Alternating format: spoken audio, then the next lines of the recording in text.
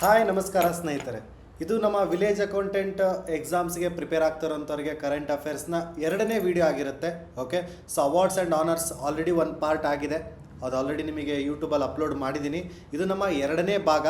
ಅತ್ಯಂತ ನಿರೀಕ್ಷಿತ ಪ್ರಶ್ನೆಗಳು ನಮ್ಮ ಮುಂಬರುವಂಥ ವಿಲೇಜ್ ಅಕೌಂಟೆಂಟ್ ಅಥವಾ KEA ಮಾದರಿಯಲ್ಲಿ ಕರ್ನಾಟಕ ಎಕ್ಸಾಮಿನೇಷನ್ ಅಥಾರಿಟಿ ನಡೆಸುವಂಥ ಈ ಒಂದು ಪರೀಕ್ಷೆಗಳು ಯಾವುದು ವಿಲೇಜ್ ಅಕೌಂಟೆಂಟೇ ಆಗಿರ್ಬೋದು, ನಾಳೆ ದಿನ FDA, STA, CPS ಅಥವಾ ಯಾವುದೇ ಥರದ ಸ್ಪರ್ಧಾತ್ಮಕ ಪರೀಕ್ಷೆಗಳಿಗೆ ನೀವು ಕರೆಂಟ್ ಅಫೇರ್ಸ್ ನೋಡ್ತಾ ಇದ್ದೀರಾ ಇಯರ್ಲಿ ಟಾಪಿಕ್ ವೈಸ್ ಅಂತಂದರೆ ಇದು ನಿಮಗೆ ಕರೆಕ್ಟ್ ಆದ ವಿಡಿಯೋ ಆಗಿರುತ್ತೆ. ನಾನು ನಿಮ್ಮ ವಿನಾಯಕ್ ಕಡ್ಡಿಪುಡಿ ಮಾತಾಡ್ತಾ ಇರೋದು ಕರೆಂಟ್ ಅಫೇರ್ಸ್, ಬ್ಯಾಂಕಿಂಗ್ ಅವೇರ್ನೆಸ್ ಮತ್ತು ಜನರಲ್ ಅವೇರ್ನೆಸ್ನ ಟ್ರೈನರ್ ಆಗಿರುತ್ತೇನೆ.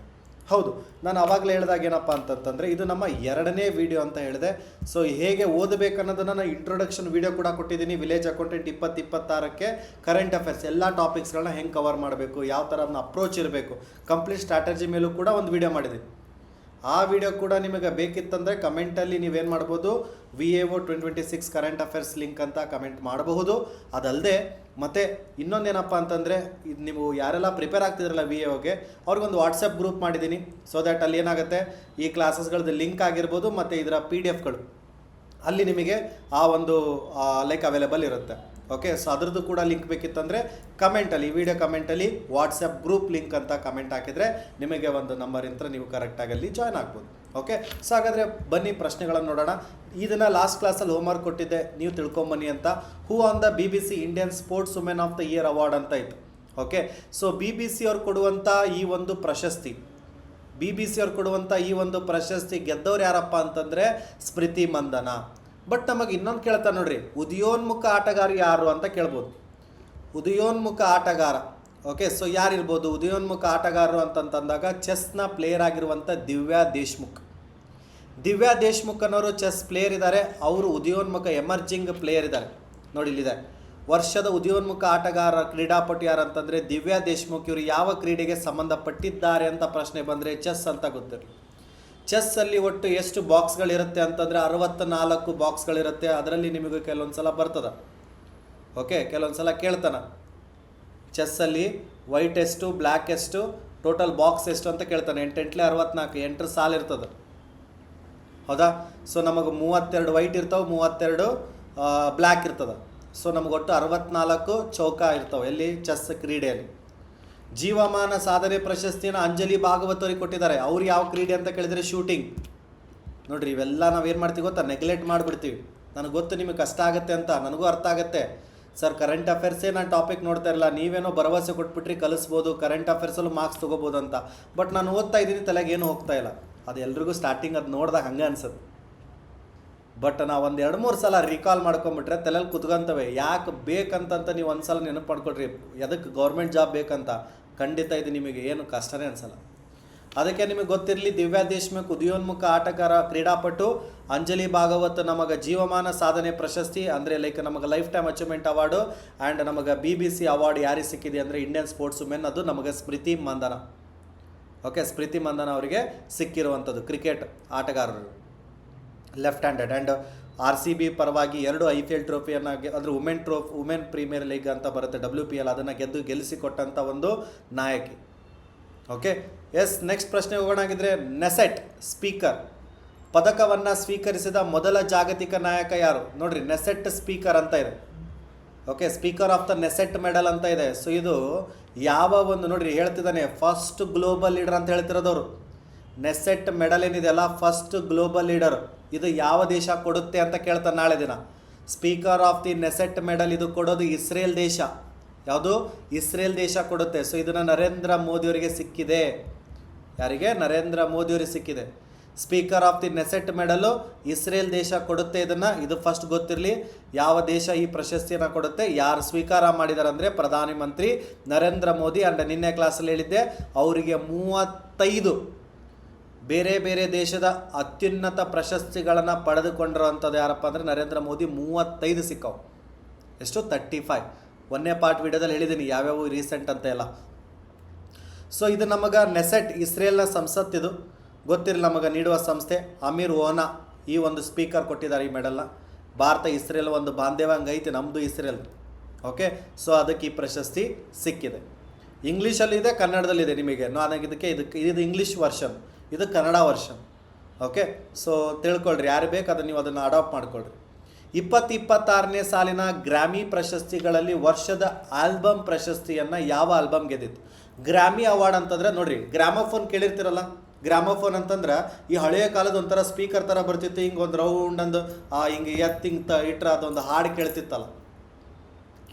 ಜಾಸ್ತಿ ದೆವ್ವದ ಮೂವಿಯಲ್ಲಿ ನೋಡ್ತಿರಲ್ರಿ, ಹಾರರ್ ಮೂವಿಯಲ್ಲಿ ನೀವು ಸುಮ್ಮನೆ ತೆಗೆದಿಟ್ಟಿರ್ತೀರಿ, ಯಾರೋ ಪ್ಲೇ ಮಾಡ್ದಂಗೆ ಅನಿಸುತ್ತೆ. ಗ್ರಾಮಫೋನ್ ಅಂತ ಕರೀತಾರನ್ನ. ಆ ಗ್ರಾಮಫೋನ್ನೇ ಅವಾರ್ಡ್, ಅದು ಗ್ರಾಮಿ ಅವಾರ್ಡ್. ಇದು ಮ್ಯೂಸಿಷಿಯನ್ಸಿಗೆ ಕೊಡೋದು. ಓಕೆ, ಗ್ರಾಮಿ ಅವಾರ್ಡ್ ಅಂತೇನಿದೆಲ್ಲ ಮ್ಯೂಸಿಕ್ ಫೀಲ್ಡಲ್ಲಿ ಕೊಡ್ತಾರೆ. ಇದು ಪ್ರತಿ ವರ್ಷ ನಡೆಯುತ್ತಿದ್ದು. So album of the year award ಯಾವುದಕ್ಕೆ ಸಿಕ್ತಂತಂದರೆ ಈ ಒಂದು ಏನಪ್ಪ ಅಂದರೆ Debi Tirar Mas photos. Sir ಹೆಂಗೆ ಸರ್ ಇದು ನೆನಪಿಟ್ಕೊಳ್ಳೋದು? ಗ್ರಾಮಿ ದೇಬಿ ತಿರಾ ಅಷ್ಟೇ ನೆನ್ಕೊಳ್ಳಿ. Grammy album ಯಾವುದಂದರೆ Debi ತಿರಾ. ಎಷ್ಟಾಗುತ್ತೆ ಅಷ್ಟೇ, ಯಾಕಂದರೆ ನಿಮಗೆ ಅದರಿಂದ ಸಿಮಿಲರ್ ಕೊಡೋಲ್ಲ. ವರ್ಷದ ಧ್ವನಿ ಮುದ್ರಣ ನೋಡಿ, ರೆಕಾರ್ಡ್ ಆಫ್ ದ ಇಯರ್. ನಿಮಗೆ ಇದನ್ನು ಇಂಗ್ಲೀಷಲ್ಲೂ ಕೂಡ ಕೊಟ್ಟಿರ್ತೀನಿ, ಕನ್ನಡದಲ್ಲಿ ನೋಡಿ. ಏನಂತ ಹೇಳ್ತಿದ್ದಾರೆ ಅಂದರೆ 68ನೇ ಗ್ರಾಮಿ ಅವಾರ್ಡು. ಅದರಲ್ಲಿ ರೆಕಾರ್ಡ್ ಆಫ್ ದ ಇಯರ್ ಯಾವುದು? Luther. Album of the year Debi Tirar Mas Fotos, Bad Bunny ಅಂತ. ಓಕೆ, ಗ್ರಾಮಿ ಅವಾರ್ಡ್ ನಮಗೆ ನೋಡ್ಬೋದು. AR ರೆಹಮಾನ್ ಕೂಡ ಪಡ್ಕೊಂಡಾರ. ಜೈ ಹೋ, ಹೌದಾ? ಜೈ ಹೋ ಆ ಹಾಡೇನಿದೆಯಲ್ಲ, ಜೈ ಹೋ ಯಾವ ಮೂವಿ ಅಂತ ಕೇಳಿದರೆ ಸ್ಲಮ್ ಡಾಗ್ ಮಿಲೇನಿಯರ್ ಅಂತ ಒಂದು ಬರ್ತದೆ. ಅದರಿಂದ ಜೈ ಹೋಗೆ ಸಿಗತ್ತೆ ಪ್ರಶಸ್ತಿ.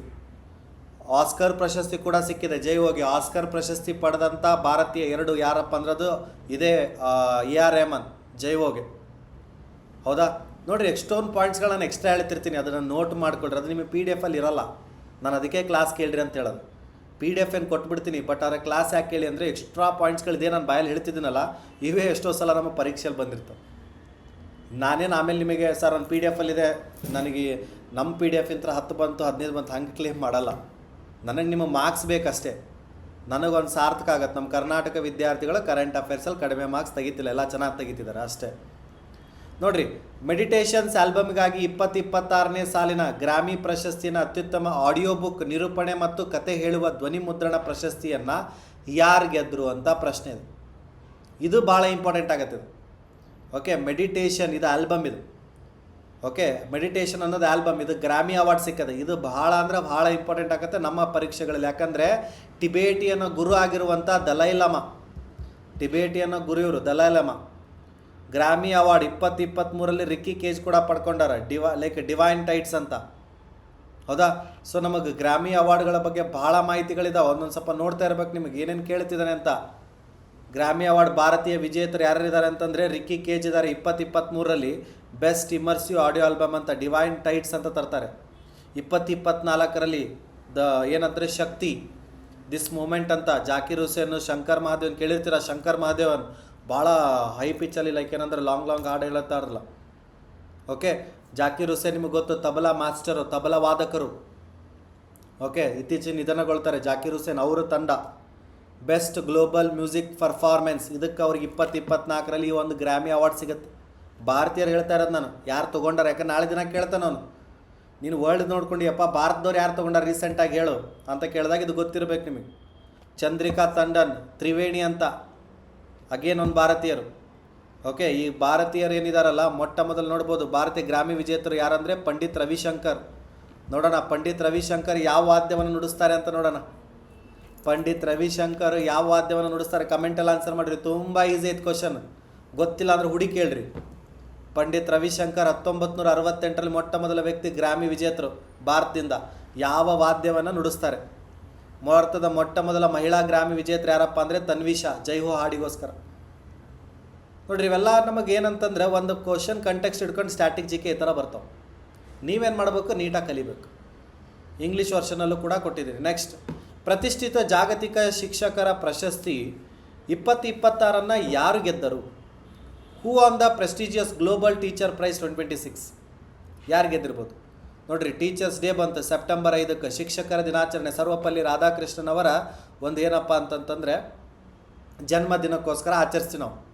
ಓಕೆ, ಗ್ಲೋಬಲ್ ಟೀಚರ್ಸ್ ಪ್ರೈಸ್ ಅಂತ ಕೊಡ್ತಾರೆ. ಯಾಕೆ ನಮಗೆ ನ್ಯಾಷನಲ್ ಟೀಚರ್ಸ್ ಡೇ ಬಂದರೆ ರಾಷ್ಟ್ರೀಯ ಶಿಕ್ಷಕರ ದಿನ ಸೆಪ್ಟೆಂಬರ್ 5, ಅಂತಾರಾಷ್ಟ್ರೀಯ ಶಿಕ್ಷಕರ ದಿನ ಅಕ್ಟೋಬರ್ 5. ತಲೆಯಲ್ಲಿರಲಿ, ಒಂದು ತಿಂಗಳು ಹೆಚ್ಚು ಕಮ್ಮಿ ಅಷ್ಟೇ. ಸೆಪ್ಟೆಂಬರ್ 5 ನ್ಯಾಷನಲ್ ಟೀಚರ್ಸ್ ಡೇ ರಾಷ್ಟ್ರೀಯ, ಅಕ್ಟೋಬರ್ 5 ಇಂಟರ್ನ್ಯಾಷನಲ್ ಟೀಚರ್ಸ್ ಡೇ ಅಂತಾರಾಷ್ಟ್ರೀಯ ಶಿಕ್ಷಕರ ದಿನಾಚರಣೆ. ಹೌದಾ 5ನೇ ತಾರೀಕು, ಬಟ್ ಒಂದು ತಿಂಗಳು ಸೆಪ್ಟೆಂಬರ್, ನಮ್ದಾದ್ರೆ ಅಕ್ಟೋಬರಲ್ಲಿ ಇಂಡಿಯಾ ವರ್ಲ್ಡ್. ಸೊ ಇದಕ್ಕೆ ಯಾರಪ್ಪ ಅಂತಂತಂದರೆ ನೋಬೆಲ್ ಪ್ರೈಸ್ ಅಂತಲೇ ಕರೀತಾರೆ ಇದನ್ನ ಟೀಚಿಂಗಲ್ಲಿ. ಈ ಪ್ರಶಸ್ತಿ ಏನಿದೆಯಲ್ಲ ಈ ಒಂದು ರುಬೆಲ್ ನಾಗಿ ಅವ್ರು ತೊಗೊಂಡಾರ, ಇದನ್ನು ನೋಬೆಲ್ ಪ್ರೈಸ್ ಫಾರ್ ಟೀಚಿಂಗ್ ಅಂತ ಕರಿತೀವಿ. ಶಿಕ್ಷಣಕ್ಕೋಸ್ಕರ ಅಂದರೆ ಶಿಕ್ಷಕರಿಗೆ ಕೊಡುವಂಥ ಒಂದು ನೊಬೆಲ್ ಪ್ರೈಸ್ ಪ್ರಶಸ್ತಿ ಯಾವುದಂದ್ರೆ ಇದೆ, ಗ್ಲೋಬಲ್ ಟೀಚರ್ ಪ್ರೈಸ್. $1 ಮಿಲಿಯನ್ ಕೊಡ್ತಾರೆ ರೊಕ್ಕನ. ಎಷ್ಟು ಕೊಡ್ತಾರೆ? $1 ಮಿಲಿಯನ್. ನೋಟ್ ಮಾಡ್ಕೊಳ್ಳಿ, $1 ಮಿಲಿಯನ್ ರೊಕ್ಕ ಕೊಡ್ತಾರೆ. ಅದಲ್ಲದೆ ರುಬೆಲ್ ನಾಗಿ ಅವರಿಗೆ ಈ ಪ್ರಶಸ್ತಿಯನ್ನು ಗೆದ್ದಿರೋದು. ಓಕೆ, ಸೊ ಯುನೆಸ್ಕೋನ ಸಹಯೋಗದೊಂದಿಗೆ ಇವರಿಗೆ ಪ್ರಶಸ್ತಿ ಸಿಕ್ಕಿದೆ. ಅರ್ಥ ಆಯ್ತಾ? ಸೊ ಈ ಒಂದು ಸಮ್ಮಿಟ್ ಏನು ನಡೀತಲ್ಲ, ವರ್ಲ್ಡ್ ಗೌರ್ಮೆಂಟ್ ಸಮ್ಮಿಟ್ ದುಬೈಲಿ, ಅಲ್ಲಿ ಇದನ್ನು ಘೋಷಣೆ ಮಾಡಿದರು. ನೆಕ್ಸ್ಟ್ 2026 ಗಣರಾಜ್ಯೋತ್ಸವದ ಪಥಸಂಚಲನದಲ್ಲಿ ಅತ್ಯುತ್ತಮ ಸ್ತಬ್ಧಚಿತ್ರ ಪ್ರಶಸ್ತಿಯನ್ನು ಯಾವ ರಾಜ್ಯ ಗೆದ್ದಿತ್ತು? ನಮಗೆ ಇದನ್ನು ಭಾಳ ಸಲ ಕೇಳ್ತಿರ್ತಾನೆ, ರಿಪಬ್ಲಿಕ್ ಡೇ ಮತ್ತು independence day. But republic day ಪರೇಡ್ದು ಈ ಒಂದು ಸ್ತಬ್ಧಚಿತ್ರ ಟ್ಯಾಬ್ಲ್ಯೂ ಅಂತ ಕರಿತೀವಿ. ಓಕೆ, ಯಾವ ರಾಜ್ಯ? ಈಗ ನಾವು ಮಾರ್ಚ್ ಫಾಸ್ಟ್ ಮಾಡ್ತಿರ್ತೀವಿ ಪ್ರತಿ ಒಂದು ಇದಕ್ಕೂ ಈ ಥರ, ಈ ನಮ್ಮ ಶಾಲೆ ಬಂತು ಫಸ್ಟ್ ಪ್ರೈಸು ಇವ್ರಿಗೆ ಕೊಟ್ರು ಅಂತ ಹೇಳ್ತಿರ್ತಾರಲ್ಲ, ಹಂಗೆ ಟ್ಯಾಬ್ಲ್ಯೂ, ಯಾವ ಒಂದು ಟ್ಯಾಬ್ಲ್ಯೂ ಆ ಚಿತ್ರ ಇರ್ತದಲ್ಲ ಆ ಒಂದು ರಾಜ್ಯವನ್ನು ರೀಪ್ರೆಸೆಂಟ್ ಮಾಡೋದು. ಯಾವ ರಾಜ್ಯ ಪಡ್ಕೊಳ್ತು ಬೆಸ್ಟ್ ಟ್ಯಾಬ್ಲ್ಯೂ ಅವಾರ್ಡ್ ಅಂತ, ಬೆಸ್ಟ್ ಟ್ಯಾಬ್ಲ್ಯೂ ಅವಾರ್ಡ್. ಸೊ ಇದರ ಆನ್ಸರ್ ಏನಪ್ಪ ಅಂತಂದರೆ ಮಹಾರಾಷ್ಟ್ರ ರಾಜ್ಯ ಪಡ್ಕೊಳ್ಳುತ್ತೆ. ಇದಕ್ಕಂತ ತಿಳ್ಕೊಳ್ರಿ. ನೋಡಿರಿ, 77ನೇ ಗಣರಾಜ್ಯೋತ್ಸವದ ಪಥಸಂಚಲನ 2026 ಜನವರಿ 26 ಆಯಿತು. ಓಕೆ, ಮಹಾರಾಷ್ಟ್ರ ರಾಜ್ಯ ಮೊದಲನೇ ಸ್ಥಾನ ಪಡ್ಕೊಳ್ತು ಅತ್ಯುತ್ತಮ ರಾಜ್ಯ ಸ್ತಬ್ಧ ಚಿತ್ರ. ಯಾಕಂದ್ರೆ ಅದು ಗಣೇಶೋತ್ಸವ, ಸಿಂಬಾಲ್ ಆಫ್ ಆತ್ಮ ನಿರ್ಭರತ ಅಂತ ಬರುತ್ತೆ. ಗಣೇಶೋತ್ಸವ ನಮಗೆ ಯಾರು ನೆನಪಾಗಬೇಕು? ಬಾಲ್ ಗಂಗಾಧರ್ ತಿಲಕ್ ಅವ್ರು ನೆನಪಾಗಬೇಕು. ಬಾಲ್ ಗಂಗಾಧರ್ ತಿಲಕ್ ಅವರು ಬ್ರಿಟಿಷರ ವಿರುದ್ಧ ಹೋರಾಡೋಕ್ಕೋಸ್ಕರ ನಾವು ಒಂದು ಗುಂಪು ಸೇರಬೇಕು ಹೇಗಾದರೂ ಮಾಡಿ ಪ್ಲ್ಯಾನ್ ಮಾಡೋಕ್ಕಂತ. ನಮಗೆ ಏನಂದರೆ ಸಮಾಜದಲ್ಲಿ ಒಂದೇನಾದ್ರು ಈ ಥರ ಒಂದು ಉತ್ಸವ ತರಬೇಕಂತ. ಅವಾಗ ಗಣೇಶೋತ್ಸವ, ಸಾರ್ವಜನಿಕ ಗಣೇಶೋತ್ಸವ, ಗಣೇಶ ಒಂದು ಇಡೋದನ್ನು ತರ್ತಾರೆ. ಆ ಗಣೇಶ ಹಬ್ಬ ನಾವು ನೋಡ್ತೀವಿ ಮಹಾರಾಷ್ಟ್ರದಲ್ಲಿ ಭಾಳ ಏನಪ್ಪ ಅಂತಂದರೆ ಅದ್ಭುತವಾಗಿ ಆಚರಣೆ ಮಾಡ್ತಾರೆ. ಅದಕ್ಕೋಸ್ಕರನೇ ಗಣೇಶೋತ್ಸವ ಸಿಂಬಾಲ್ ಆಫ್ ಆತ್ಮನಿರ್ಭರತ ಅನ್ನೋದು. 2ನೇ ಸ್ಥಾನ ಜಮ್ಮು ಕಾಶ್ಮೀರ್, ಕರಕುಶಲ ಕಲೆ ಮತ್ತು ಜಾನಪದ ನೃತ್ಯಕ್ಕೆ. 3ನೇ ಸ್ಥಾನ ಕೇರಳ, ವಾಟರ್ ಮೆಟ್ರೋ ಮತ್ತು 100% ಡಿಜಿಟಲ್ ಲಿಟ್ರಸಿ ಇರೋದ್ರಿಂದ. ಇದು ಸಿಕ್ಕಿರೋವಂಥದ್ದು ರಾಜ್ಯಕ್ಕೆ. ಓಕೆ, ಹಾಗಾದರೆ ನಮಗಿದು ಬರೀ ರಾಜ್ಯಕ್ಕೆ ಮಾತ್ರ ಕೊಡಲ್ಲ, ಡಿಪಾರ್ಟ್ಮೆಂಟಲ್ಲೂ ಕೂಡ ಕೊಡ್ತಾರೆ. ಈಗ ನೋಡಿರಿ, ಅತ್ಯುತ್ತಮ ಪಥಸಂಚಲನ ತಂಡ ನೌಕಾಪಡೆ ಕೊಟ್ಟಿದ್ದಾರೆ ಭಾರತದ, ಇಂಡಿಯನ್ ನೇವಿಗೆ. ಕೇಂದ್ರ ಸಚಿವ ಇಲಾಖೆಯಲ್ಲಿ ಯಾರಿಗೆ ಸಿಕ್ಕಿದೆ ಅಂತಂದರೆ ಸಂಸ್ಕೃತಿ ಸಚಿವಾಲಯಕ್ಕೆ ಸಿಕ್ಕಿದೆ. Vande Mataram, the soul cry of a nation, ಆ ಒಂದು ಸ್ತಬ್ಧ ಚಿತ್ರಕ್ಕೆ. ಅಂದರೆ ರಾಜ್ಯ ಅಂತ ಬಂದಾಗ ಮಹಾರಾಷ್ಟ್ರ. ಓಕೆ, ಅದೇ ಥರ ನಮಗೆ ನೌಕಾಪಡೆಯಾಗಿ ಸಿಕ್ಕಿರೋದು ಸಂಚಲನ ತಂಡ ಯಾವುದು ಅಂತ. ಹಾಗೆ ನಮಗೆ ಮಿನಿಸ್ಟ್ರಿಯಲ್ಲಿ ಯಾವುದಕ್ಕೆ ಸಿಕ್ಕಿದೆ ಅಂತಂದರೆ ನಮಗೆ ಕಲ್ಚರಲ್ ಮಿನಿಸ್ಟ್ರಿ, ಒಂದೇ ಮಾತರಂ. ರೀಸೆಂಟಾಗಿ 150ನೇ ಒಂದು ಏನಂತಂದರೆ ನಾವು ಅದನ್ನು ಆಚರಿಸಿದ್ವಿ, 150th. ಹೌದಾ, 150 ಇಯರ್ಸ್ ನಾವು ಅದನ್ನು ಒಂದೇ ಮಾತರಂ, ಬಂಕಿಮ್ ಚಂದ್ರ ಚಟ್ಟೋಪಾಧ್ಯಾಯ ರಚಿಸಿರುವಂಥ ಒಂದೇ ಮಾತರಂ ಬಹಳ ನಮಗೇನಪ್ಪ ಅಂತಂದರೆ ನಮ್ಮ ರಾಷ್ಟ್ರೀಯ ಒಂದು ಗೀತೆ. ಅದು ನ್ಯಾಷನಲ್ ಆ್ಯಂಥಮ್ ಬೇರೆ, ನ್ಯಾಷನಲ್ ಸಾಂಗ್ ಬೇರೆ. ನಮ್ಮದು national song, national anthem Jana Gana Mana Rabindranath Tagore ಅವ್ರು ಬರೆದಿರೋದು, ಬಂಕಿಮ್ ಚಂದ್ರ ಚಟ್ಟೋಪಾಧ್ಯಾಯ ಅವ್ರು ಬರೆದಿರೋದು ಈ ಒಂದು ಒಂದೇ ಮಾತರಂ. ಇನ್ನೊಂದು ಸಲ ಕೇಳ್ತಾನೆ, ಯಾವ ಪುಸ್ತಕದಿಂದ ತಂದಿದ್ದಾರೆ ಅಂತ ಕೇಳಿದರೆ ಆನಂದ ಮತ. ಯಾವುದು? ಆನಂದ ಮತ ಪುಸ್ತಕದಿಂದ ಒಂದೇ ಮಾತರಂ. ಈ ಒಂದು ಒಂದೇ ಮಾತರಮ್ಮು ನೋಡ್ತೀವಿ ನಾವು. ಸರ್ ಅದು ಯಾವ ಘಟನೆ ಆಧಾರಿತವಾಗಿ ಒಂದೇ ಮಾತರಂ ಬಂತು ಅಂತ ನಾಳೆ ದಿನ ಪ್ರಶ್ನೆ ಬಂದರೆ ಗೊತ್ತಿರಲಿ. ಈ ಒಂದೇ ಮಾತರಮ್ಮು ಸನ್ಯಾಸಿ ದಂಗೆ, ಸನ್ಯಾಸಿ ರೆಬೇಲಿಯನ್ ಅಂತ ಬರುತ್ತೆ. ಸನ್ಯಾಸಿ ದಂಗೆಯ ಒಂದು ಆ ಘಟನೆ ಆಧಾರಿತವಾಗಿ ಬರೆದಂಥ ಪುಸ್ತಕ ಯಾವುದಂತಂದರೆ ನಮಗೆ ಆನಂದ ಮತ. ಆ ಆನಂದ ಮತದ ನಂತರ ನಮಗೇನೋ ಒಂದೇ ಮಾತರಂ ಅನ್ನೋ ಹಾಡನ್ನು ಕಟ್ಟಿರೋದು ಯಾರು? ನಮಗೆ ಬಂಕಿಮ್ ಚಂದ್ರ ಚಟ್ಟೋಪಾಧ್ಯಾಯ ಅಥವಾ ಚಟರ್ಜಿ. ಅರ್ಥ ಆಯ್ತಾ? ಇದು ನಮಗೆ Maharashtra, Jammu, Kerala first, second, third. Best marching contingent Indian navy, ಮಿನಿಸ್ಟ್ರಿಯಲ್ಲಿ ಕಲ್ಚರಲ್ಲು, ಅಮಾಂಗ್ CAPF ಅಲ್ಲಿ ಡೆಲ್ಲಿ ಪೊಲೀಸು, ಇವೆಲ್ಲ ನಮಗೆ ಅವಾರ್ಡ್ಗಳನ್ನು ಪಡ್ಕೊಂಡಾರ. ರಿಪಬ್ಲಿಕ್ ಡೇ ಅಂದರೆ ಪ್ರೆಸಿಡೆನ್ಸಿ ಲೈಕ್ ಪ್ರೆಸಿಡೆಂಟ್ ಅವ್ರು ಲೀಡ್ ಮಾಡ್ತಾರೆ. ಅದೇ ಥರ ನಮಗೆ ಇಂಡಿಪೆಂಡೆನ್ಸ್ ಡೇ ಅಂತಂದರೆ ಕೆಂಪು ಕೋಟೆಯಲ್ಲಿ ಪ್ರಧಾನಮಂತ್ರಿಗಳು ಲೀಡ್ ಮಾಡ್ತಾರೆ. ಯಾರ್ಯಾರು ಲೀಡ್ ಮಾಡ್ತಾರೆ ಅಂತಲೂ ಕೂಡ ಗೊತ್ತಿರಲಿ. ಇಂಡಿಪೆಂಡೆನ್ಸ್ ಅಂತ ಬಂದಾಗ ಪ್ರಧಾನಮಂತ್ರಿಗಳ ಲೀಡ್ ಅವರು. ಸೊ ಇಲ್ಲಿ ನಮಗೆ ರಿಪಬ್ಲಿಕ್ ಡೇ ಅಂದಾಗ president, first citizen. Next question, 2025ನೇ ಸಾಲಿನ ಇಂದಿರಾ ಗಾಂಧಿ ಶಾಂತಿ ಪ್ರಶಸ್ತಿಯನ್ನು ಯಾರಿಗೆ ನೀಡಲಾಯಿತು? Indira Gandhi like global teach, like ಇದನ್ನು ಯಾವುದಪ್ಪ ಅಂತಂದರೆ Indira Gandhi peace like prize for peace ಅಂತ ಕರಿತೀವಿ. ಇದನ್ನು ಯಾರಿಗೆ ಸಿಕ್ತು ಅಂತ ಕೇಳ್ತಾರೆ. ಸೊ ಈ ಪ್ರಶಸ್ತಿ ನಮಗೆ ಸಿಕ್ಕಿರೋದು ಗ್ರಾಕಾ ಅಥವಾ ಗ್ರಾಸಾ ಅಂತ ಕೂಡ ಕರಿತೀವಿ. ಗ್ರಾಕಾ ಮ್ಯಾಕೆಲ್ ಅಂತ ಕೂಡ ಕರಿತೀವಿ. ಈ ಒಂದು ಗ್ರಾಕಾ ಅಥವಾ ಗ್ರಾಸಾ ಮ್ಯಾಕೆಲ್ ಅನ್ನೋರಿಗೆ ಇವರು ನಮಗೆ ಮೊಜಾಂಬಿಕ್ ಮೊಜಾಂಬಿಕ್ ದೇಶದವ್ರು, ಮೊಜಾಂಬಿಕ್ ದೇಶದವ್ರು ಇವರು, ಇವರಿಗೆ ಸಿಕ್ಕಿರೋವಂಥದ್ದು 1 ಕೋಟಿ ರೂಪಾಯಿ ಇರುತ್ತೆ ಇದಕ್ಕೆ. ಇಂದಿರಾ ಗಾಂಧಿ ಶಾಂತಿ ಪ್ರಶಸ್ತಿಗೆ ಮಾನವ ಹಕ್ಕುಗಳ ಹೋರಾಟಗಾರ್ತಿ ಇವರು, ಇವ್ರಿಗೆ ಕೊಟ್ಟಿದ್ದಾರೆ Indira Gandhi prize for peace, disarmament, okay and development ಅಂತ. ಮೊಜಾಂಬಿಕ್ಯು ಅಂತ ಬರ್ತದೆ. ಅರ್ಥ ಆಯ್ತಾ? ಇದು ಎಲ್ರಿಗೂ ಅರ್ಥ ಆಯ್ತು ಅಂದ್ಕೊತೀನಿ. ನಾನೇನು ಸ್ಪೀಡ್ ಹೋಗ್ತಾ ಇಲ್ಲ. ಇನ್ ಕೇಸ್ ಸ್ಪೀಡ್ ಹೋಗ್ತಾ ಇದೆ ಅಥವಾ ಏನಾರು ನಿಮಗೆ ಸ್ವಲ್ಪ ಫೀಡ್ಬ್ಯಾಕ್ ಇದ್ದರೆ ಹೆಸಿಟೇಟ್ ಮಾಡಿದೆ ಕಮೆಂಟಲ್ಲಿ ಹಾಕ್ರಿ. ಯಾಕಂದರೆ ನಿಮ್ಮ ಒಂದು ಕಮೆಂಟ್ಸ್ ಭಾಳ ಅಮೂಲ್ಯವಾಗುತ್ತೆ. ಯಾಕಂದರೆ ನಮ್ಗೆ ಗೊತ್ತಾಗುತ್ತೆ ನಿಮಗೆ ಯಾವ ಥರ ಏನೋ ಬೇಕು, ಹೆಂಗೆ ಬೇಕು, ಯಾವ ಥರ ನಿಮಗೆ ಬೇಕು. ಅದಕ್ಕೆ ಯಾಕಂದರೆ ನಾವು ಎಲ್ಲ ಒಂದು ಆ್ಯಂಗಲಲ್ಲಿ ನೋಡಿ ಕೊಡ್ತಾ ಇರ್ತೀನಿ. ಬಟ್ ಕೆಲವೊಂದು ವಿದ್ಯಾರ್ಥಿಗಳು ಏನಾದ್ರು ಕೊಡ್ತಿದ್ರೆ ತಲೆಯಲ್ಲಿ ಮನಸ್ಸಲ್ಲಿ ಇಟ್ಕೊಂಡು ಕುತ್ಕೋಬೇಡ್ರಿ, ಕಮೆಂಟ್ ಹಾಕ್ರಿ, ನೋಡೋಣ ಅದ್ರ ತಕ್ಕಂತೆ ಮತ್ತೇನು ಮಾಡಿಫೈ ಮಾಡ್ಬೋದು ಮಾಡ್ತೀನಿ. Okay yes. ಸಶಸ್ತ್ರ ಪಡೆಗಳ ಸಿಬ್ಬಂದಿಗಾಗಿ ರಾಷ್ಟ್ರಪತಿ ದ್ರೌಪದಿ ಮುರ್ಮು ಅವರು ಎಷ್ಟು ಶೌರ್ಯ ಪ್ರಶಸ್ತಿಗಳನ್ನು ಅನುಮೋದನೆ ನೀಡಿದರು? ಶೌರ್ಯ ಪ್ರಶಸ್ತಿ ಅಂತ ಕೊಡ್ತಾರೆ, ಹೌದಾ? ಗ್ಯಾಲೆಂಟ್ರಿ ಅವಾರ್ಡ್ ನಮಗೆ ಗೊತ್ತಿರಬೇಕು. ಈ ಒಂದು ಪ್ರೆಸಿಡೆಂಟ್ ಅವರು ಅಪ್ರೂವ್ ಮಾಡ್ತಾರೆ ಇದನ್ನು, ತಲೆಯಲ್ಲಿರಲಿ ನಿಮಗೆ ಯಾವತ್ತು. How many gallantry award var approved by president Draupadi Murmu for armed force personal? ಎಷ್ಟು ಜನಕ್ಕೆ ಇರ್ಬೋದಪ್ಪ ಅಂತಂದರೆ ಒಟ್ಟು 70 ಜನಕ್ಕೆ ಸಿಕ್ಕಿದೆ. ಓಕೆ, ಒಟ್ಟು 70 ಜನಕ್ಕೆ ಸಿಕ್ಕಿದೆ. ಸರ್ ಕೇಳ್ತಾನೆ ಸರ್ ಅದನ್ನು ಏನಂತಂದ್ರೆ, ಸರ್ ಈ ಬಾರಿ 70 ಜನದಲ್ಲಿ ಎಷ್ಟು ಜನಕ್ಕೆ ಅಶೋಕ ಚಕ್ರ ಸಿಕ್ತಂದ್ರೆ ಒಬ್ಬರಿಗೆ. ಶಾಂತಿ ಕಾಲದ ಶೌರ್ಯ ಪ್ರಶಸ್ತಿ ಯಾವುದಂದ್ರೆ ಅಶೋಕ ಚಕ್ರ, ಪೀಸ್. ಶಾಂತಿ ಕಾಲದ ಶೌರ್ಯ ಪ್ರಶಸ್ತಿಯಲ್ಲಿ ಅಶೋಕ ಚಕ್ರ ಒಬ್ಬರಿಗೆ ಸಿಕ್ಕಿದೆ. ಅದು ಯಾರಂದರೆ ಶುಭಾಂಶು ಶುಕ್ಲಾ, ಗ್ರೂಪ್ ಕ್ಯಾಪ್ಟನ್. ಕೀರ್ತಿ ಚಕ್ರ 3 ಜನ, ಶೌರ್ಯ ಚಕ್ರ 13 ಜನ. ಇತರೆ ಶೌರ್ಯ ಪ್ರಶಸ್ತಿಗಳು ನೋಡ್ಬೋದು. ಬಾರ್ ಟು ಸೇನಾ ಮೆಡಲ್, ಸೇನಾ ಮೆಡಲ್, ನವೋಸೇನಾ ಮೆಡಲ್, ವಾಯುಸೇನಾ ಮೆಡಲ್. ಟೋಟಲ್ ಆಗಿ 70 ಸಿಕ್ಕವು. ಇದರಲ್ಲಿ ನಮಗೆ ಅಶೋಕ ಚಕ್ರ 1 ಸಿಕ್ಕದ, ತಲೆಯಲ್ಲಿರಲಿ. ಕೀರ್ತಿ ಚಕ್ರ 3 ಸಿಕ್ಕವು, ಶೌರ್ಯ ಚಕ್ರ 13. ಅರ್ಥ ಆಯ್ತಾ? ಸೊ ತಮಗೆ ಕೇಳ್ತಿರ್ತಾನೆ ಇದನ್ನು. ಪರಮ ಯುದ್ಧ ಕಾಲದ ಶೌರ್ಯ ಪ್ರಶಸ್ತಿಗಳು ಯಾವ ಅಂತಂದರೆ ಪರಮವೀರ ಚಕ್ರ, ಮಹಾವೀರ ಚಕ್ರ, ವೀರಚಕ್ರ. ಯಾಕಂದ್ರೆ ಇದನ್ನು ಒಂದು ಸಲ ಕೊಡ್ತಾನೆ.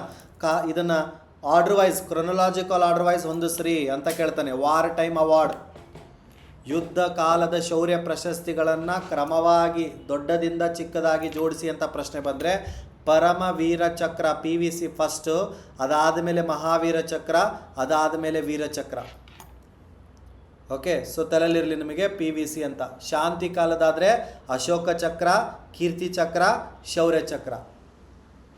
ನೋಡಿ, ಪೀಸ್ ಟೈಮು ಅಶೋಕ, ಕೀರ್ತಿ, ಶೌರ್ಯ, ಪರಮವೀರ, ಮಹಾವೀರ, ವೀರ. ಇದು ನಮಗೆ war time. Gallantry award, piece time gallantry award Ashoka Chakra 1. ಇದನ್ನು ಇಂಗ್ಲೀಷಲ್ಲಿ ಕೊಟ್ಟಿದ್ದೀನಿ ನಿಮಗೆ, ಅದನ್ನೇ ಅನುವಾದ ಮಾಡಿ ನೋಡ್ಕೊಳ್ಳಿ. ಮುಂದಿನ ಪ್ರಶ್ನೆ, ಪರಿಸರ ಕ್ಷೇತ್ರದ ಸಾಧನೆಗಾಗಿ ನೀಡಲಾಗುವ 2026ನೇ ಸಾಲಿನ ಟೈಲರ್ ಪ್ರಶಸ್ತಿಯನ್ನು ಯಾರು ಗೆದ್ದರು? Who won the 2026 Tyler prize for environmental achievement? Jane Goodall, Wangari Maathai, David Attenborough, doctor Toby Kiers ಅಂತ ಇದೆ. ಸೊ ಯಾರು ಗೆದ್ದಿರ್ಬೋದು? ನಮಗೆ ಸ್ವಚ್ಛ ಪಕ್ವಾಡ ಅವಾರ್ಡ್ ಅಂತ ಅಲ್ಲ, ಸಾರಿ ಇದು ನಮಗೆ ಯಾವುದು ಇದಕ್ಕೆ ಟೈಲರ್ ಪ್ರಶಸ್ತಿ ಅಂತ ಬರ್ತದೆ.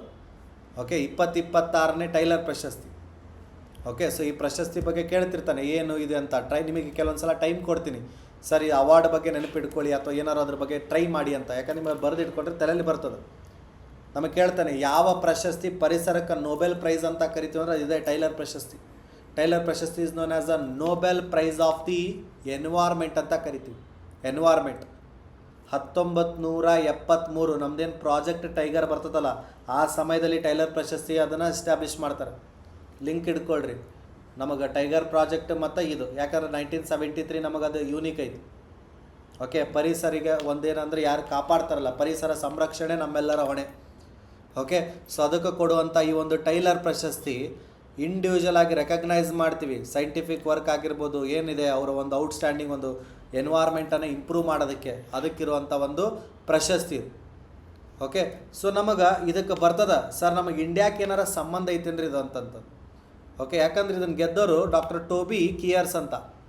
ಸರ್ ನಮ್ಮ ಈಗ ಇವ್ರದ್ದೇನೋ ಓದಿದ್ವಿ, ಬಟ್ ಟೈಲರ್ ಪ್ರಶಸ್ತಿ ನಮ್ಮ ಇಂಡಿಯಾದವ್ರು ಯಾರು ಗೆದ್ದಾರನ ಅಂತ ನಿಮಗೆ ತಲೆಯಲ್ಲಿರ್ತದೆ.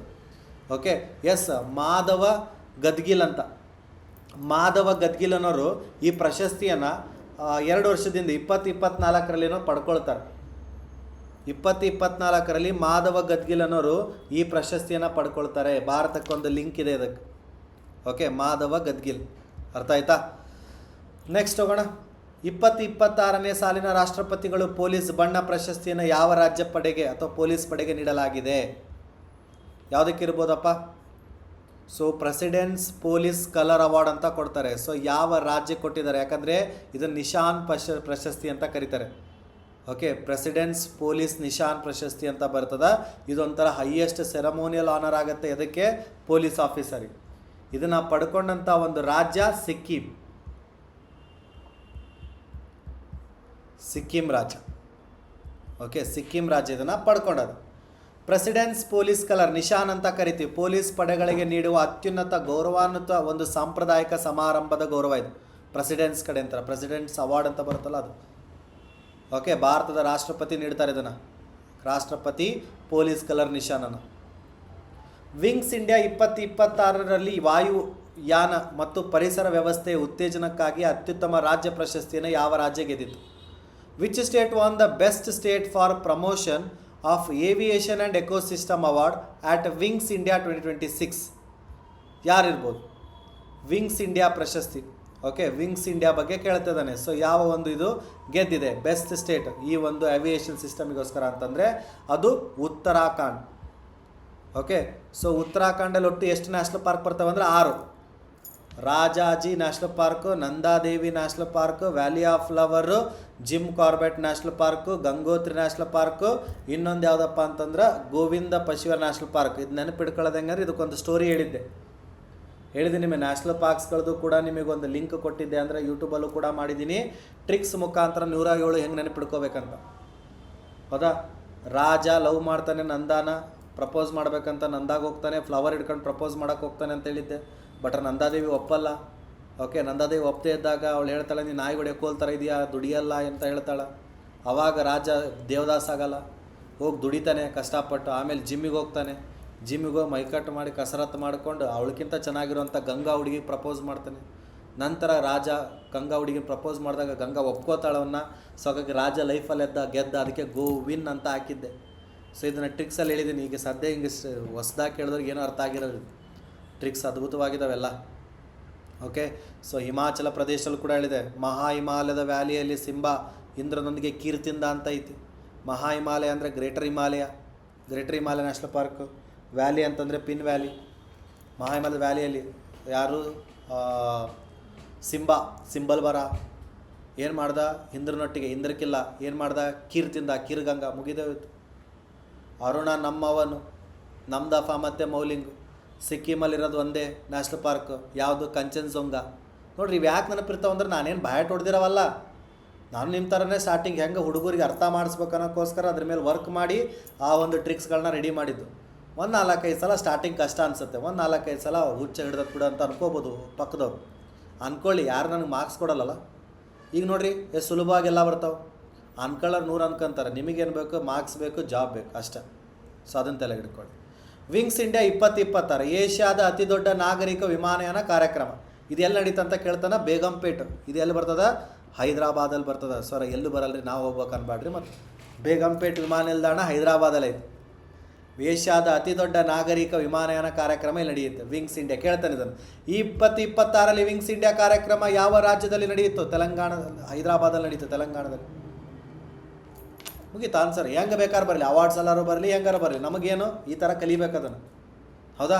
So Indian aviation. Okay, civil aviation ಅಂತ ಬರ್ತಾರ. ಸಿವಿಲ್ ಏವಿಯೇಷನ್ ಕೇಳಿದರೆ ತಾನೇ ಈ ಒಂದು ಏನಪ್ಪ ಅಂತಂತಂದರೆ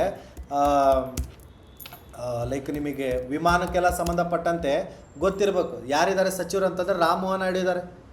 ಕೇಳಿರ್ತಾರೆ ಸಿವಿಲ್ ಏವಿಯೇಷನ್ ಮಿನಿಸ್ಟರ್ ಯಂಗೆಸ್ಟ್ ಆ ಒಂದು ಕ್ಯಾಬಿನೆಟಲ್ಲಿ ಯಾರಂದ್ರೆ ರಾಮಮೋಹನ್ ನಾಯ್ಡು ಅವರೇ ಇರೋದು ಸಿವಿಲ್ ಏವಿಯೇಷನ್ ಸಚಿವರು. ನಾನು ಹೇಳಿದ್ದೀನಿ ಸಿವಿಲ್ ಏವಿಯೇಷನ್ ಈ ಥರ ಕಲಿಬೇಕು ನೀವು, ಇಲ್ಲಾಂದ್ರೆ ಬರಲ್ಲ. ಎಲ್ಲ ಮಿನಿಸ್ಟರ್ಸ್ಗಳನ್ನು ಕೂಡ ಬಾಯಟ್ ಹೊಡ್ಕೋಬೇಕು. ಬಾಯಟ್ ಹೊಡೆದೇನು ದಿನ ಅವು ಓದಿದ್ರೆ ಸಾಕು, ತಲೆಗೆ ಬರ್ತಾವೆ.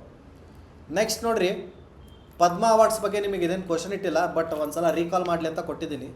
ಪದ್ಮ ಅವಾರ್ಡ್ಸಲ್ಲಿ ನಮ್ಮ 3 ಬರ್ತವೆ. ನಮ್ಮ ನೋಡಿರಿ, ಭಾರತ ರತ್ನ ಪ್ರಶಸ್ತಿ ಅನ್ನೋದು ಭಾರತದ ಅತ್ಯುನ್ನತ ಪ್ರಶಸ್ತಿ. ಭಾರತ ರತ್ನ ಆದಮೇಲೆ ಬರುವಂಥ ನೆಕ್ಸ್ಟ್ 2nd, 3rd, 4th ಯಾವುದು ಅಂತಂದರೆ ಪದ್ಮವಿಭೂಷಣ 2ನೇ ಹೈಯೆಸ್ಟು, ಪದ್ಮಭೂಷಣ 3ನೇ ಹೈಯೆಸ್ಟು, ಪದ್ಮಶ್ರೀ 4ನೇ ಹೈಯೆಸ್ಟ್. ಈ ಆರ್ಡರ್ ಪ್ರೈಸ್ ಅಂದರೆ ಪದ್ಮವಿಭೂಷಣ, ಭೂಷಣ, ಪದ್ಮಶ್ರೀ. ಓಕೆ, ಅಸಾಧಾರಣ ಮತ್ತು ವಿಶಿಷ್ಟ ಸೇವೆ, ಉನ್ನತ ಮಟ್ಟ ವಿಶಿಷ್ಟ ಸೇವೆ, ವಿಶಿಷ್ಟ ಸೇವೆಗಾಗಿ ಕೊಡುವಂಥ ಪ್ರಶಸ್ತಿಗಳಿವೆಲ್ಲ. ಓಕೆ. ಸೊ ಹಾಗಾದ್ರೆ ನಮಗೆ 2026ಕ್ಕೆ ಏನು ಲಿಂಕ್ ಇದೆ ಅಂತಂದರೆ ಪದ್ಮ ಅವಾರ್ಡ್ಸು ಇದನ್ನು ರಿಪಬ್ಲಿಕ್ ಡೇ ಟೈಮಲ್ಲಿ ಅನೌನ್ಸ್ ಮಾಡಿದರು, ಗಣರಾಜ್ಯೋತ್ಸವದಂದು ಘೋಷಿಸಿದರು. ಪದ್ಮವಿಭೂಷಣ ಅನ್ನೋದು ಭಾರತದ ನಂತರ 2ನೇ ಅತ್ಯುನ್ನತ ಪ್ರಶಸ್ತಿ, ಇದು ನಾಗರಿಕ ಪ್ರಶಸ್ತಿ. ಇದು 3ನೇದಾಗತ್ತೆ, ಇದು 4ನೇದಾಗತ್ತೆ. ಇದು ಸ್ಥಾಪನೆ ಆಗಿದೆ 1954, ತಲೆಯಲ್ಲಿರಲಿ. ಪದ್ಮ ಅವಾರ್ಡ್ಸ್ ಆಗಿರ್ಬೋದು, ಭಾರತ ರತ್ನ ಅವಾರ್ಡ್ಸ್ ಆಗಿರ್ಬೋದು, ಇವೆರಡೂ ಕೂಡ ನಮಗೆ ಸ್ಥಾಪನೆ ಆಗಿದ್ದು 1954ರಂದು. ಇದನ್ನು ಕೊಡೋದು ಯಾರಂದರೆ ದ್ರೌಪದಿ ಮುರ್ಮು, ಅಂದರೆ ಪ್ರೆಸಿಡೆಂಟ್ ಕೊಡ್ತಾರೆ. ಇವಾಗ ದ್ರೌಪದಿ ಮುರ್ಮು ಇದ್ದಾರೆ. ಭಾರತದ ರಾಷ್ಟ್ರಪತಿ ಕೊಡ್ತಾರೆ ಈ ಅವಾರ್ಡ್ಸ್ಗಳನ್ನ, ಭಾರತ ರತ್ನ ಮತ್ತು ಪದ್ಮ ಅವಾರ್ಡ್ಸ್. ಇದು ಯಾವ ಸಚಿವಾಲಯದ ಅಡಿಯಲ್ಲಿ ಬರುತ್ತೆ ಅಂತಂದರೆ ಗೃಹ ಸಚಿವಾಲಯ, ತಲೆಯಲ್ಲಿರಲಿ ಇದನ್ನ. ಈಗ ಸೆನ್ಸಸ್ ನಡೀತು, ಸೆನ್ಸಸ್ ಯಾವ ಸಚಿವರು? ಗೃಹ ಸಚಿವಾಲಯ. ಪದ್ಮ ಅವಾರ್ಡ್ಸ್ ಯಾವ ಸಚಿವರು? ಗೃಹ ಸಚಿವಾಲಯ.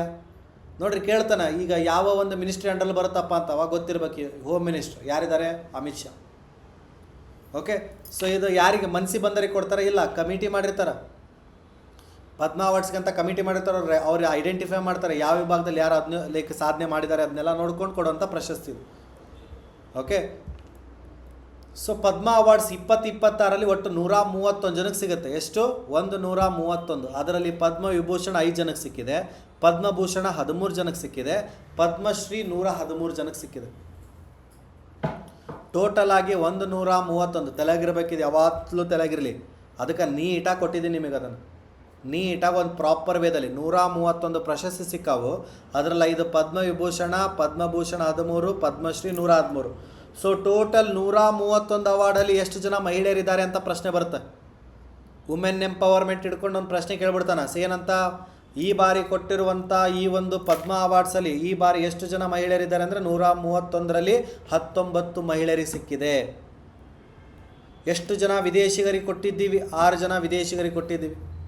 ಎಷ್ಟು ಜನ ಮರಣೋತ್ತರವಾಗಿ ಕೊಟ್ಟಿದ್ದೀವಿ? ಪೋಸ್ತೋಮಸ್ ಅಂತ ಕರಿತೀವಿ. ಮರಣೋತ್ತರವಾಗಿ ಸಿಕ್ಕಿದ್ದು 16 ಜನ 131ರಲ್ಲಿ. ನೋಡಿರಿ, ನೀಟಾಗಿರ್ಬೇಕಿತ್ತಲ್ಲಿ, ನೀಟಾಯ್ತಲ್ಲ. ಹಾಗಾದ್ರೆ ಪದ್ಮವಿಭೂಷಣ 5 ಜನ ಇದ್ದಾರಲ್ಲ, ಅವರು ಭಾಳ ಇಂಪಾರ್ಟೆಂಟ್. ಮತ್ತು ಅವ್ರ ಹೆಸರು ಗೊತ್ತಿರಲಿ, ಧರ್ಮೇಂದ್ರ ಸಿಂಗ್ ಡಿಯಾಲ್. ಇವ್ರಿಗೆ ಯಾವ ವಿಭಾಗ? ಆರ್ಟ್, ಮಹಾರಾಷ್ಟ್ರ ರಾಜ್ಯದವರು. KT ಥಾಮಸ್, ಪಬ್ಲಿಕ್ ಅಫೇರ್ಸ್, ಕೇರಳದವ್ರು ಇವರು. ಎನ್ ರಾಜಮ್ ಅಂತ ಕಲೆ, ಆರ್ಟ್, ಇವರು ಉತ್ತರ ಪ್ರದೇಶದವರು. P Narayana, literature and education, ಕೇರಳದವ್ರು ಇವರು. ಓಕೆ. ಸೊ ಆಮೇಲೆ ನಮಗೆ ಅಚ್ಯುತಾನಂದ್ ಅಂತ ಬರ್ತಾರೆ, ಪಬ್ಲಿಕ್ ಅಫೇರ್ಸ್, ಇವರು ಕೇರಳದವ್ರು. ನೋಡಿರಿ, ಈ ಬಾರಿ ನಮಗೆ 3 ಜನ ಕೇರಳದವರಿದ್ದಾರೆ ಪದ್ಮವಿಭೂಷಣದಲ್ಲಿ. ಒಬ್ಬರು ಮಹಾರಾಷ್ಟ್ರ, ಒಬ್ಬರು ಉತ್ತರ ಪ್ರದೇಶ್, 3 ಜನ ಕೇರಳ. ಪದ್ಮವಿಭೂಷಣ 5 ಜನ. ಇವ್ರು ಯಾವ ಫೀಲ್ಡು, ಯಾವ ಕಂಟ್ರಿ? ಯಾಕಂದ್ರೆ 131ರಲ್ಲಿ 5 ಅಂತೂ ತಲೆಗಿರಲೇಬೇಕು ಯಾವತ್ತು. ಸರ್ ಉಳಿದಿದ್ದು ಬೇಡ ಅಂದರೆ ಉಳಿದಿದ್ದು ಬೇಕು, ಬಟ್ ಅದರ ಪ್ರಿಯಾರಿಟಿ ತಗೊಂಡು ಓದ್ಬೇಕು. ನಮ್ಮ ದೊಡ್ಡದು TB ಗಟ್ಟಲೆ ಇಲ್ಲ, ಆದರೆ ಸ್ಟೋರೇಜ್ ಐತಿ, ಬಟ್ ನೆನಪಿಟ್ಕೊಳ್ಳೋಕ್ಕಾಗಲ್ಲ. ಪದ್ಮಭೂಷಣ 13 ಜನ. ಯಾರ್ಯಾರಿಗೆ? ಅಲ್ಕ ಯಾಗ್ನಿಕ್ ಅವ್ರಿಗೆ ಸಿಕ್ಕಿದೆ, ಕಲೆ ವಿಭಾಗ ಮಹಾರಾಷ್ಟ್ರ. Bharat Singh Koshyari, public affairs, Uttarakhand. ಆಮೇಲೆ ಕಲಿಪಟ್ಟಿ ರಾಮಸ್ವಾಮಿ ಅವರಿಗೆ, ಇವರು ತಮಿಳ್ನಾಡವರು. ಶ್ರೀ ಮಾಮೂಟಿ ಅವರು ಕೇರಳ. ಓಕೆ. ಸೊ ನೋರಿ ಅವರು ಯಾವುದಪ್ಪ ಅಂದರೆ ಮೆಡಿಕಲ್. ಪಿಯೂಷ್ ಅವರು ಆರ್ಟ್, ಪೋಸ್ತೋಮಸ್ಲಿ ಸಿಕ್ಕಿದೆ ಮಹಾರಾಷ್ಟ್ರ. ಆಮೇಲೆ ಈ ಥರ ಇದ್ದಾರೆ. ನಮ್ಮ ಕರ್ನಾಟಕದವ್ರು ಇದ್ದಾರೆ ನೋಡಿರಿ. ಓಕೆ. ಇಲ್ಲಿದ್ದಾರೆ ನಮಗೆ ಯಾರು? ಗಣೇಶ್ ಅಂತ, ಗಣೇಶ್ ಅಂತ, ಕಲೆ ವಿಭಾಗ ಕರ್ನಾಟಕದವ್ರು. ಇವ್ರು ನೆನಪಿರಲಿ ನಿಮಗೆ. ಕರ್ನಾಟಕ ಎಕ್ಸಾಮ್ ಬರ್ತೀರ, ಪಕ್ಕಾ ಗೊತ್ತಿರಲೇಬೇಕಿದು, ಹೌದಾ? ಸೊ ಇದಿಷ್ಟು ನಮಗೇನಾರು 13 ಜನ. ಮತ್ತು ಅದರಲ್ಲಿ 113 ಜನದಲ್ಲಿ ಮತ್ತೆ ಯಾರು ಬೇಕು ಸರ್ ಅಂದರೆ ಪದ್ಮಶ್ರೀ ಸಿಕ್ಕಿದೆಯಲ್ಲ 113. ಅದು 113 ಓದ್ಕೋಬೇಕಾಗಿಲ್ಲ, ಅದರಲ್ಲೇ ನಿಮಗೆ ಕೆಲವೊಂದು ಪ್ರಿಯಾರಿಟಿ ಮಾಡಿಕೊಟ್ಟಿದ್ದೀನಿ.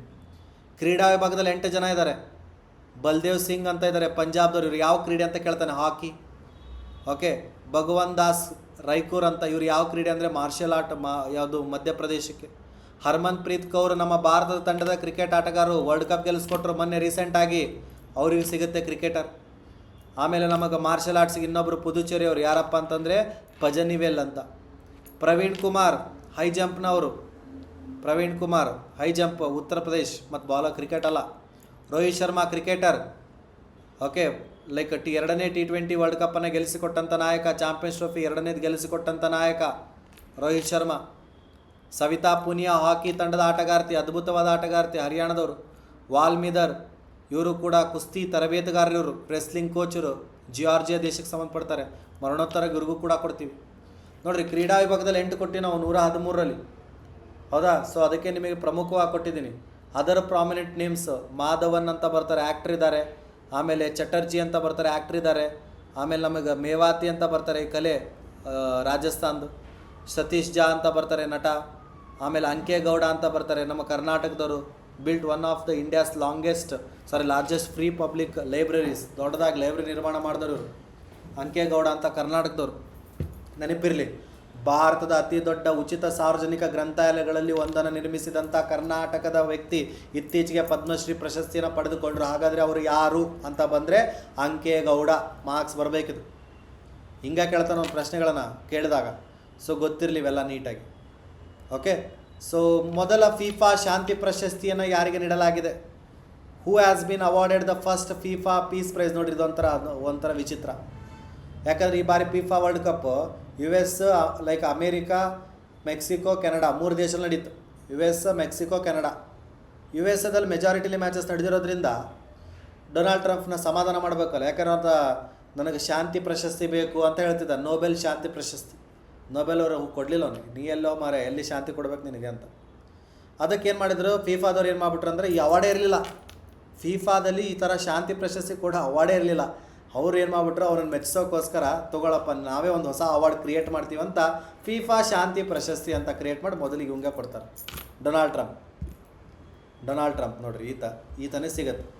ಫಿಫಾ ನಿಮಗೆ ಗೊತ್ತು, ಫುಟ್ಬಾಲ್ ತಂಡಕ್ಕೆ, ಫುಟ್ಬಾಲ್ನ ವರ್ಲ್ಡ್ ಕಪ್ ಇದು. ಸೊ ನಮಗೆ ಇದರಲ್ಲಿ ಮುಖ್ಯವಾಗಿರೋಂಥ ಪಾಯಿಂಟ್ಸ್ಗಳು, ಇದ್ರ ಮೇಲೆ ಪಕ್ಕಾ ಒಂದು ಕ್ವಶನ್ ಇರ್ತದೆ.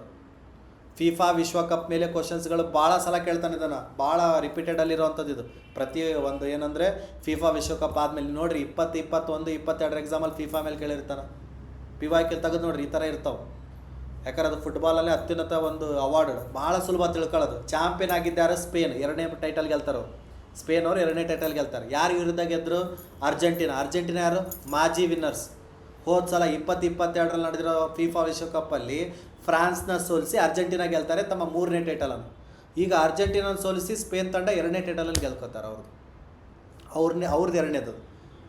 3ನೇ ಸ್ಥಾನ ಫ್ರಾನ್ಸ್, 4ನೇ ಸ್ಥಾನ ಇಂಗ್ಲೆಂಡ್. ಓಕೆ, ಫೈನಲಲ್ಲಿ ಎಷ್ಟು ಸೋತರು ಇವರು? 1-0. ಒಂದು ಸ್ಪೇನ್ ಇತ್ತು, 0 ಅರ್ಜೆಂಟಿನಾ ಇತ್ತು. ಓಕೆ, ಎಲ್ಲಿ ನಡೀತಿದ್ದು final? New Jersey stadium US ಅಲ್ಲಿ ನಡೀತಿದ್ದು ಫೈನಲ್ ವೆನ್ಯೂ. ಎಷ್ಟನೇ ಟೈಟಲ್ ಗೆದ್ರು ಇವರು? 2ನೇ ಟೈಟಲ್. ನೋಡಿ, ಇಷ್ಟು ಓದ್ಬಿಟ್ರೆ ಸಾಕು. ಅದಾದಮೇಲೆ ಬರ್ತು ನೋಡ್ರಿ, ಗೋಲ್ಡನ್ ಬಾಲ್ ಯಾರು ಗೆದ್ರು? ಸ್ಪೇನ್ ತಂಡದ ಆಟಗಾರ ರೋಡ್ರಿ ಸಿಕ್ತು. ರೋಡ್ರಿ ಯಾವ ದೇಶದ ಆಟಗಾರ? Spain. Okay, so silver ball ಅಂದರೆ ಸೆಕೆಂಡ್ ಹೈಯೆಸ್ಟ್. ನೋಡ್ರಿ, ಗೋಲ್ಡನ್ ಬಾಲು, ಗೋಲ್ಡನ್ ಶೂ ಎರಡಕ್ಕೂ ವ್ಯತ್ಯಾಸ ಐತೆ. ಗೋಲ್ಡನ್ ಬಾಲ್ ಅಂದರೆ ಏನಂತಂದ್ರೆ ಒಂಥರ ಆಲ್ರೌಂಡ್ ಪರ್ಫಾರ್ಮೆನ್ಸ್. ಈತ ಗೋಲುಗಳನ್ನು ಕೂಡ ಅಷ್ಟೇ ಗಳಿಸೋಕೆ ನೋಡಿರ್ತಾನೆ, ಮತ್ತು ಅಸಿಸ್ಟ್ ಕೂಡ ಮಾಡ್ತಾನೆ. ಅಸಿಸ್ಟ್ ಅಂದರೆ ಇನ್ನೊಬ್ರಿಗೆ ಪಾಸ್ ಕೊಟ್ಟು ಹೊಡ್ಸೋದು. ಗೋಲ್ಡನ್ ಶೂ ಅಂದರೆ ಅವನೇ ಹೆಚ್ಚು ಗೋಲು ಗಳಿಸಿರೋದು. ಸೊ ಅದಕ್ಕೆ ಗೋಲ್ಡನ್ ಬಾಲು, ಗೋಲ್ಡನ್ ಶೂ ಎರಡು ಕೊಡ್ತಾರೆ. ಗೋಲ್ಡನ್ ಬಾಲ್ ಯಾರಿಗಂದ್ರೆ ರೋಡ್ರಿ ಸ್ಪೇನ್ ತಂಡದ ಆಟಗಾರ. ನೀವು ಸಿಲ್ವರ್ ಬಾಲು, ಬ್ರೋನ್ಸ್ ಬಾಲ್ ತಲೆಗೆ ಹಿಡ್ಕೊಬೇಡ್ರಿ, ಬಟ್ ಗೋಲ್ಡನ್ ಬಾಲ್ ನೆನಪಿಡ್ಕೊಳ್ರಿ. ಗೋಲ್ಡನ್ ಬಾಲು ರೋಡ್ರಿ, ಅದಕ್ಕೆ ಹೈಲೈಟ್ ಮಾಡಿಬಿಡ್ತೀನಿ ಇದನ್ನು.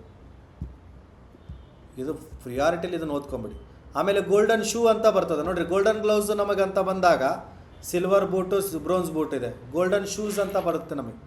ಗೋಲ್ಡನ್ ಬೂಟ್ ಅಂತ ಬಂದಾಗ ನಮಗೆ ಎಂಬಪ್ಪೆ ಜಾಸ್ತಿ ಗೋಲ್ ಗಳಿಸಿರೋದು. ಕೈಲಿನ ಎಂಬಪ್ಪೆ ಜಾಸ್ತಿ ಶೂಸ್ ಅಂದರೆ ಗೋಲ್ ಗಳಿಸಿರೋದು. ಸತತವಾಗಿ ಫಿಫಾ ವಿಶ್ವಕಪ್ಪಲ್ಲಿ ಗೋಲ್ಡನ್ ಬೂಟ್ ಗೆದ್ದಿರೋದು ಇದು. ಕಳೆದ ವರ್ಷ ಕೂಡ ಈತನೇ ಗೆದ್ದಿರೋದು. ಕೈಲಿನ ಎಂಬಪ್ಪೆ, ಫ್ರಾನ್ಸ್ ತಂಡದ ಆಟಗಾರ. 2022ರಲ್ಲಿ ಕತಾರಲ್ಲಿ ನಡೆದಿತ್ತಲ್ಲ, ಕತಾರಲ್ಲಿ ನಡೆದಾಗಲೂ ಕೂಡ ಈತನೇ ಗೋಲ್ಡನ್ ಶೂ ಗೆದ್ದಿದ್ದ. ಈಗಲೂ ಆತನೇ ಗೆದ್ದ. ಓಕೆ, ಸೊ ನಮಗೆ ಬೆಸ್ಟ್ ಯಂಗ್ ಪ್ಲೇಯರ್ ಅವಾರ್ಡು ಕುಬಾರ್ಸಿ ಅಂತ ಬರ್ತಾರೆ, ಪೌ ಕುಬಾರ್ಸಿ ಅಂತ. ಸೊ ಈ ವ್ಯಕ್ತಿ ಹೆಸರು ನೆನಪಿಟ್ಕೊಳ್ರಿ. ಗೋಲ್ಡನ್ ಗ್ಲೌವು ಸೈಮನಿ ಸಿಕ್ಕಿದೆ. ಗೋಲ್ಡನ್ ಗ್ಲೌವ್ ಯಾರಿಗೆ ಕೊಡ್ತಾರಂತಂದ್ರೆ ಒಳ್ಳೆ ಗೋಲ್ ಕೀಪರಿಗೆ. ಅದು ನಮಗೆ ಸೈಮಾನ್, ಸ್ಪೇನ್ ತಂಡದ ಆಟಗಾರನಿಗೆ, ಉನಾಯ್ ಸೈಮಾನ್. ಓಕೆ, ಸೊ ಇವೆಲ್ಲ ನಮಗೆ ಬೇಕಾಗಿರೋಂಥ ಮಾಹಿತಿ ಇಂಪಾರ್ಟೆಂಟ್ ಯಾವುದಕ್ಕೆ? ಫಿಫಾ ವಿಶ್ವಕಪ್ಪಿಗೆ. ನೀವೆಲ್ಲ ಐ ಹೋಪ್ ಎಲ್ಲರೂ ಕೂಡ ತಲೆಯಲ್ಲಿ ಹಿಡ್ಕೋತೀರಾ ಅಂತ ಅನ್ಕೋತೀನಿ. ಸರಿನಾ? ಮುಂದಿನ ಪ್ರಶ್ನೆ ಹೋಗೋಣ. ಕನ್ನಡದಲ್ಲಿದೆ, ಇಂಗ್ಲೀಷಲ್ಲಿದೆ. ಮುಂದಿನ ಪ್ರಶ್ನೆ, ಜನವರಿ 2026ರಲ್ಲಿ ಮಾಂಸಾಹಾರ ಮುಕ್ತ ಜೀವನ ಶೈಲಿ, ವನ್ಯಜೀವಿ ಸಂರಕ್ಷಣೆ, ಸಮುದಾಯದ ಪ್ರಾಣಿಗಳ ಪರ ವಕಾಲತ್ತು, ಮಾನವೀಯ ಶಿಕ್ಷಣದ ಉತ್ತೇಜನ ಮತ್ತು ಎಲ್ಲ ಜೀವಿಗಳ ಬಗ್ಗೆ ಸಹಾನುಭೂತಿಯನ್ನು ಬೆಳೆಸುವ ಕರುಣಾಮಯಿ ಪ್ರಯತ್ನಗಳಿಗಾಗಿ 2025ನೇ ವರ್ಷದ ವ್ಯಕ್ತಿ ಎಂದು people for the ethical treatment of animals, peta, usually peta ಅಂತ ಇದನ್ನು ಕರಿತೇನೆ. ಓಕೆ, ಪೆಟಾ ಅವಾರ್ಡ್ ಅಂದರೆ people for the ethical treatment of animals ಅಂತ ಇಂಡಿಯಾ ವತಿಯಿಂದ ಯಾರನ್ನು ಹೆಸರಿಸಲಾಯಿತು? ನೋಡ್ರಿ, ಕ್ವಶನ್ ಎಷ್ಟು ಉದ್ದ ಐತಿ, ಹಿಂಗೆ ಬರ್ತಾವೆ ಕ್ವಶನ್. ಪೆಟಾ ಅವಾರ್ಡ್ ಯಾರು ಗೆದ್ದರು ಅಂತ ಪ್ರಶ್ನೆ ಕೇಳಿದ ನಾನು. ಪೆಟಾ ಅವಾರ್ಡ್ ಅಂತ ಕೇಳಿರೋದು. ಪೆಟಾ ಅವಾರ್ಡ್ ಯಾರು ಗೆದ್ರು? ಟ್ರೈ ಮಾಡಿರಿ. ಓಕೆ, ಸೊ ಪೆಟಾ ಅವಾರ್ಡು ಯಾರಿಗೆ ಸಿಕ್ತು? ಈ ಪ್ರಶಸ್ತಿ ನಮಗೆ ಯಾರಿಗೆ ಸಿಕ್ಕಿದೆ ಪೆಟಾ ಅವಾರ್ಡು? ಓಕೆ, ಸೊ ಇದಕ್ಕೆ ರೈಟ್ ಆನ್ಸರ್ ಏನಂತಂತಂದರೆ ನಮಗೆ ರವೀನಾ ಟಂಡನ್. ರವೀನಾ ಟಂಡನ್ ಅನ್ನೋದು ರೈಟ್ ಆನ್ಸರ್ ಆಗುತ್ತೆ. Okay, so Raveena Tandon PETA ಇಂಡಿಯಾನ 2025 ಪರ್ಸನ್ ಆಫ್ ದ ಇಯರ್ ಪ್ರಶಸ್ತಿನ ಗೆಲ್ತಾರೆ.